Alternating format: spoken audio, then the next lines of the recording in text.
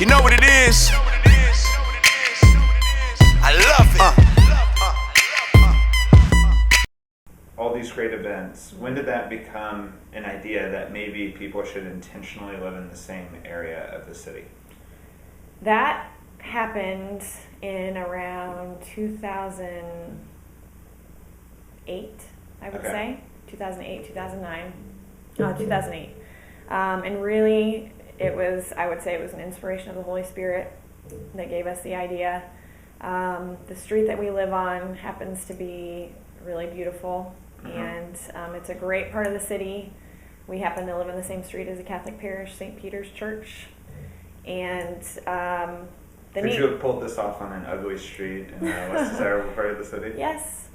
There was that much interest? Well, I mean, I think if the Holy Spirit wants it, then it happens.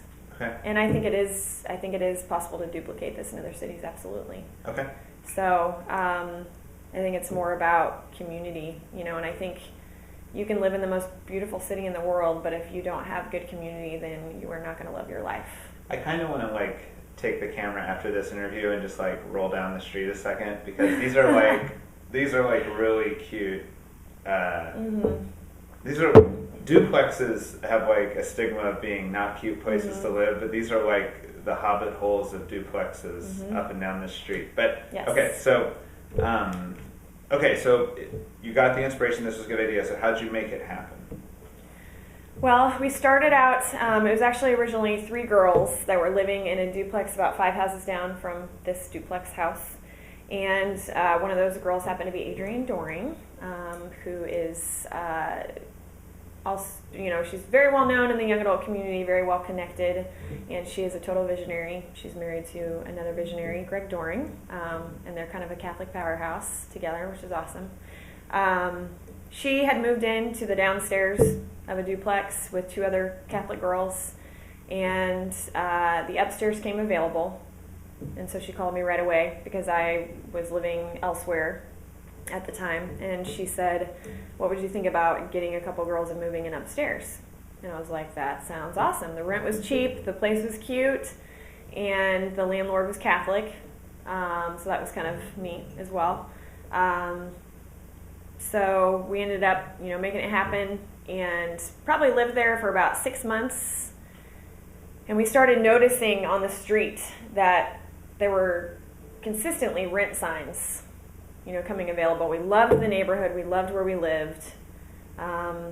We loved everything about it. And we started thinking, man, living in a household with 6 girls, so there were 3 girls in the downstairs. They had their own separate place, and then upstairs, 3 girls. And these are 3-bedroom? 3-bedroom, 2 baths. Okay. They're not all like that on the street, but a lot of them are. Okay. A lot of them have very similar floor plans. I actually own this duplex house now. Cool. And it's the same exact floor plan, essentially, as the one that I lived in for 5 years down the street. So I knew that I loved it. And the great thing about it is that you honestly can, you could raise a family here.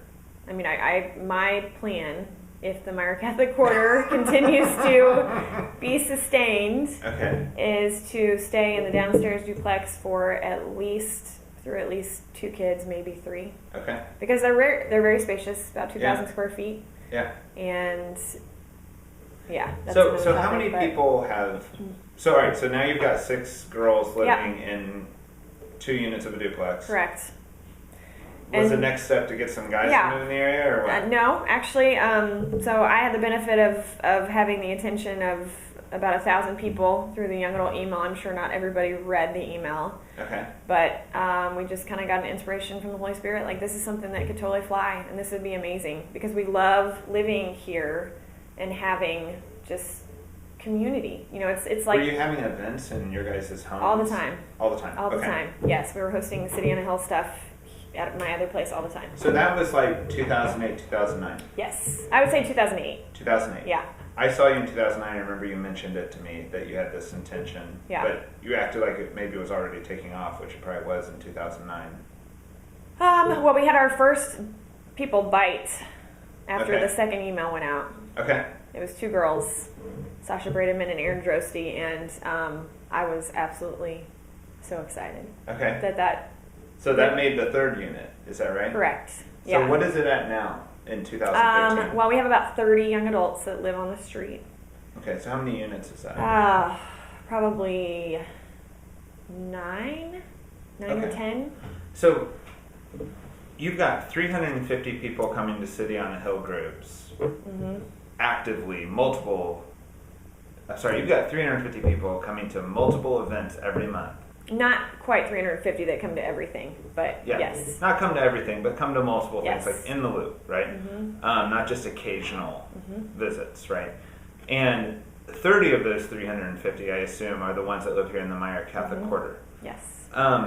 So not nearly all 350 live here. Right. All right, but what is the role of, say, the 30 that do live here? Like, what is their role in the community? And, like, are a lot of those City on the Hill events right here in the Catholic Quarter? I would say yes. We do still host a lot. Like, we're getting ready to have the big Halloween party here. Okay. It's going to be a 2-story party. It's going to be a lot of fun. Okay. Heaven and purgatory. Okay. Because we really don't want to have hell, do we? No.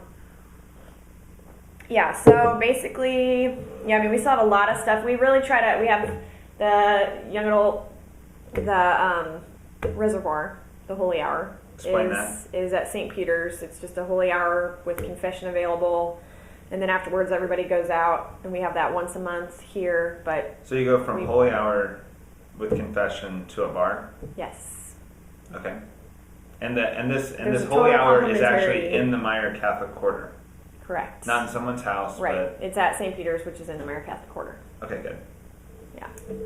Or we should probably say the Meyer Catholic Quarter is within the bounds of St. Peter's. That's true. So, yeah.